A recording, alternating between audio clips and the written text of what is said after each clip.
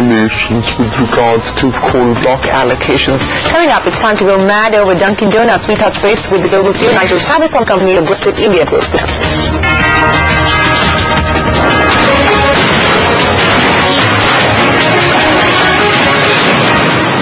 American fast food giant Dunkin Donuts set up in India, in Delhi, in fact, just early this May, and has an aggressive growth strategy for both India and Southeast Asian markets. Having entered India with a partnership with Jubilant FoodWorks, the company is looking to invest aggressively in the current financial year. We're now joined by Dunkin Donuts Global CEO Nigel Travis.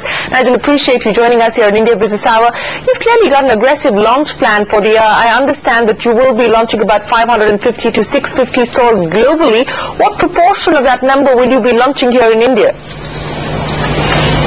We're very optimistic about the future here. We have a terrific partner in Jubilant, but it'll be probably a maximum of 10 stores this year out of that 550 to 650 guidance that you mentioned. But we're very optimistic about our prospects for the future in one of the world's biggest and fastest growing economies.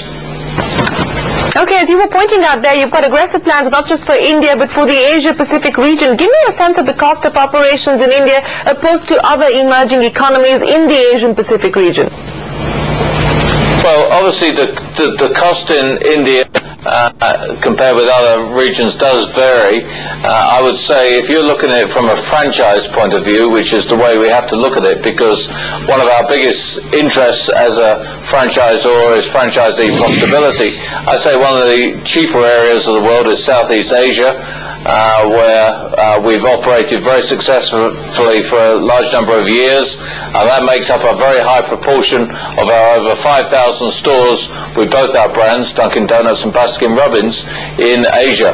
So I would say India costs a little bit higher, but in our opening up here in India, I think we and our partner Jubilant have done a very good job mitigating that cost base by working very hard on the supply chain, and in fact 90% of our ingredients are sourced locally here in India. Okay, the competition in this space is heating up. We've got Dunkin Donuts, of course. We've also got Krispy Kreme announcing their plans to come into the Indian market. We've got some homegrown brands as well, like Mad Over Donuts. What's the competitive landscape looking like here in India, and how much do you see India contributing to your global revenues over the next few years? I think everyone has to remember in donuts we're number one globally. We're clearly number one in the US. So to get to that position, we've seen off the competition extremely well. In terms of India, we think India is going to be a very important market. It's going to be number one or two, I think, for the next several years in terms of store growth, in terms of opening new units. We think our franchisee, who has already opened 3 stores here, is going to find that their manner of bringing Dunkin Donuts to India will work very well. They will continue to have success, and we will see India as a very important part of our growth plans.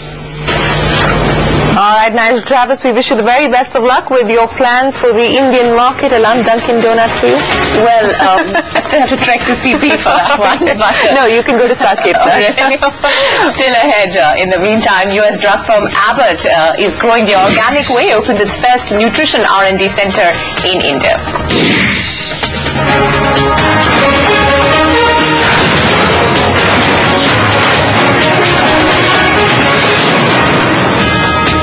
Welcome back. In the pharma space now, Abbott and Biocon's research arm, Syngene, have joined hands to set up the former's first R&D center here in India.